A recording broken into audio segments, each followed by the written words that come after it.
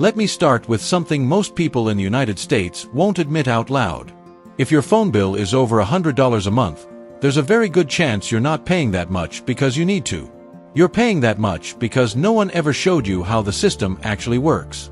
A few months ago, someone close to me, a regular working adult, not careless, not reckless, was paying $147 every single month for their phone bill. When I asked why, their answer was simple. That's just how much phones cost now. That belief is extremely common in America. People assume phone bills are like rent or gas prices, painful, unavoidable, and out of their control. But when we sat down and actually looked at the bill line by line, something surprising happened. More than $50 of that bill was made up of things they didn't remember signing up for, didn't actively use, and didn't even realize were still attached to their account. And that's the moment most Americans have when everything changes. Because phone bills in the United States are not expensive because service is expensive. They're expensive because the system rewards inattention. Today's video is not about switching carriers. It's not about getting a secret deal. And it's definitely not about illegal tricks. This is about learning how smart Americans are systematically lowering their phone bills, month after month, without stress, without losing service, and without constantly calling customer support. If you live in the US, this applies to you whether you're on Verizon, AT&T, T-Mobile, or any other carrier. And here's my promise to you. By the end of this video, you'll understand why your bill is high, where money is leaking, what actually matters, and how to take control in a way that lasts. This channel, Genius USA, exists for one reason: to help Americans solve everyday problems, especially the ones that quietly drain money and energy over time. No face, no fluff, just clear, practical guidance. So if saving money, using technology smarter, and avoiding unnecessary expenses matters to you, you're in the right place. Let's start by understanding why phone bills in America stay high even when people think they're being careful. None of these individually feel expensive. $10 here, $15 there. But together, they slowly inflate your bill. And because Americans are busy, work, family, stress, responsibilities, most people never stop to ask whether those charges still make sense. This is what phone companies are counting on. They know most customers won't cancel. They know most customers won't negotiate. They know most customers won't audit their bills. And here's the most important part. In the US, new customers are treated better than existing ones. That means the longer you stay without questioning your bill, the less incentive the company has to lower it for you. This isn't about bad companies. It's about incentives. Now, here's the shift smart Americans make. They stop asking, "How much does my phone bill cost?" And they start asking, "What am I actually paying for?" That single change in thinking is powerful. Because once you stop seeing your bill as one number and start seeing it as a collection of decisions, you regain control. And control is where savings come from. Before we talk about negotiating or switching plans, there's one step that matters more than all the others. Step 1. Find the real cost of your phone bill. First things first, you need clarity. Most people only look at the total amount they're charged. That's a mistake. Here's what to do instead. Log into your carrier account, Verizon, AT&T, T-Mobile, or whoever you use. Now look for add-ons, extras, services, protection plans. These are usually hidden in small sections. Ask yourself, do I actually use this? Did I approve this? Is this essential? Americans are shocked when they realize they're paying $20 to $40 a month for things they forgot existed. This one step alone can cut your bill instantly. Visibility. You cannot lower what you cannot see. So in the next section, I'm going to show you how Americans who save money break down their phone bills like professionals. Not emotionally, not aggressively, but logically. This step alone has helped people cut their bills without changing carriers or sacrificing service. Let's walk through it together. This is where real savings begin. Not with calling customer service. Not with threatening to cancel. Not with switching carriers. Savings start with understanding. Most Americans make one simple mistake when they look at their phone bill. They look only at the total amount. That number feels heavy, frustrating, and overwhelming, and because of that, people avoid it. Smart Americans do the opposite. They ignore the total at first and focus on the details. Here's exactly what to do. Log into your phone carrier's website or app. Go to your most recent bill. And instead of scrolling quickly, slow down.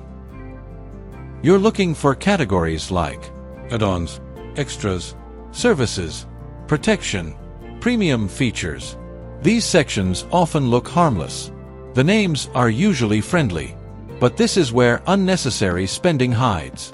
For each line item, ask yourself 3 questions. First, do I clearly remember choosing this? Second, do I actively use this every month? Third, if this disappeared tomorrow, would my phone stop working? If the answer to the third question is no, then it's worth reconsidering. Many Americans discover they're paying for device insurance they never use, cloud storage they forgot about, streaming bundles they don't watch, international features they don't need.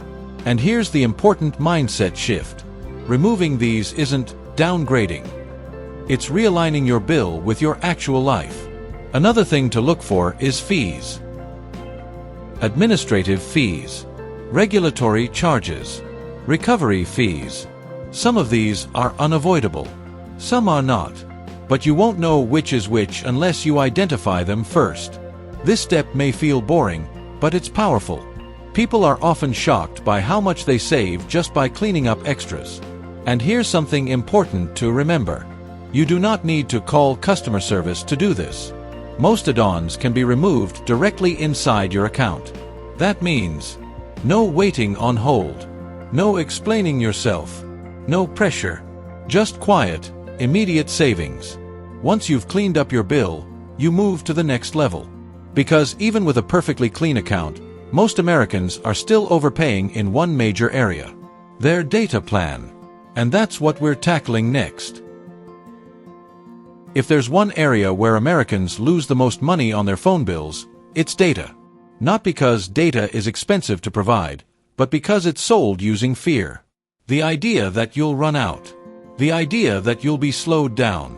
The idea that your phone will suddenly stop working if you choose the wrong plan. So people stay on unlimited plans even when they don't need them. Let's slow this down and think logically. Most Americans spend large portions of their day connected to Wi-Fi. At home, at work, at stores, at coffee shops, at airports. That means mobile data is often used in short bursts, not constantly. Yet unlimited plans are priced as if you're streaming high-definition video all day, every day. Here's what smart Americans do instead. They check actual usage, not assumptions. Inside your carrier account, there's a section that shows how much data you've used over the last few months. Not your estimate, your real numbers. If you're consistently well below the limit, you're overpaying. Downgrading your plan does not mean worse coverage. It does not mean slower speeds. And it definitely does not mean less reliability. It means you're paying for what you actually use. Another thing people misunderstand is unlimited. Many unlimited plans are not truly unlimited. They're priority-based. Once you cross a certain threshold, speeds can slow, even though the price stays high. So you end up paying premium prices without premium benefits. Here's a simple rule many money-smart Americans follow. If your usage hasn't changed in months, your plan shouldn't be the most expensive option available. Plans should reflect behavior, not fear. And here's something important. You usually don't need to talk to a representative to change this.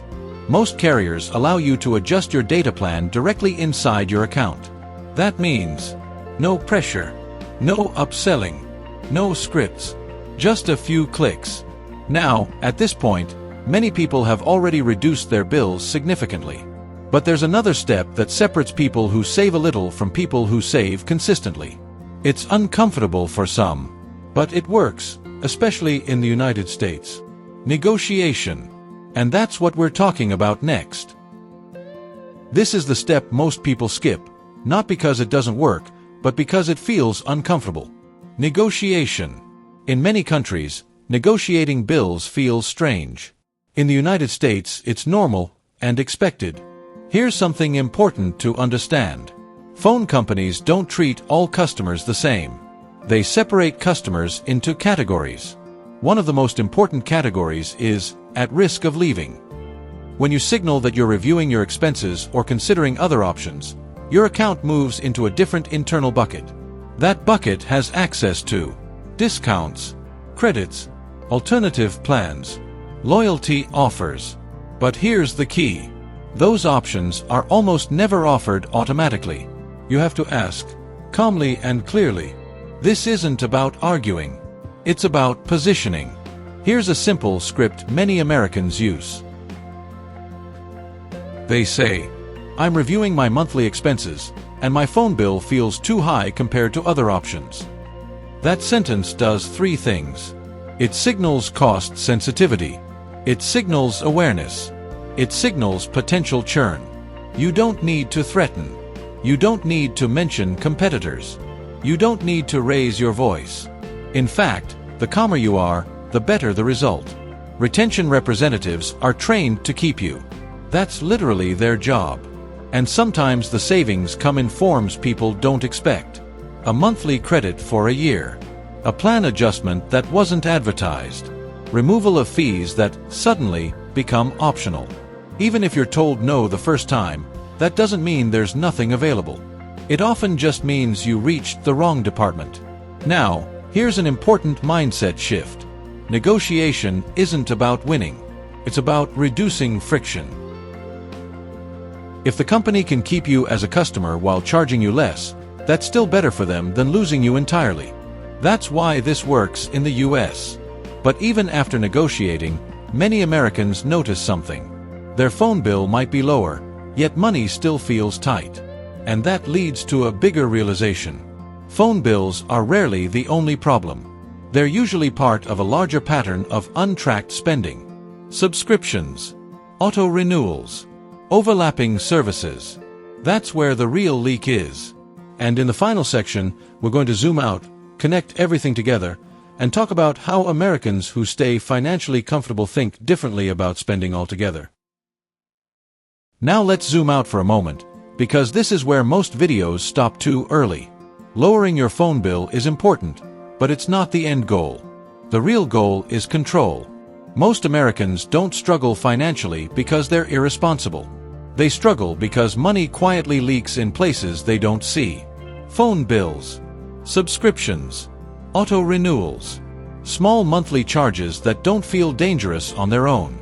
The difference between people who constantly feel stressed about money and people who feel stable often comes down to one thing: systems versus memory. Relying on memory means you have to remember what you signed up for, when prices change, when trials end, when fees increase. That's exhausting and unrealistic. Smart Americans build simple systems that make spending visible and intentional. That's why tools and structured approaches to efficient spending have become so popular. Instead of guessing, you see. Instead of reacting, you plan. Instead of cutting everything, you optimize. Earlier, I mentioned a resource I linked below, MSS, which focuses on spending efficiently and understanding where your money is actually going. It's designed to help people step back, learn smarter spending habits, and avoid the slow financial bleed that most households don't notice until it hurts. It's not mandatory. You don't need it to apply what you learned today. But if you're someone who prefers clarity over stress and systems over constant effort, it's worth checking out. The link is in the description. Before we close, let me leave you with a few high-level insights that financially calm Americans tend to follow. They buy phones based on value, not hype. They avoid long-term financing when possible. They periodically review bills instead of assuming they're fixed. And most importantly, they don't confuse convenience with necessity. Your phone should serve you, not drain you. If this video helped you understand your phone bill differently, take a second and like the video. It helps this channel reach more people who need practical guidance like this. Subscribe to Genius USA if you want more videos that help you. Save money. Fix everyday tech problems. Use tools smarter. Avoid common US financial mistakes. And if you know someone who constantly complains about their phone bill or monthly expenses, share this video with them. Sometimes one clear explanation is all it takes to change how someone manages money for years. Thanks for watching. I'll see you in the next one.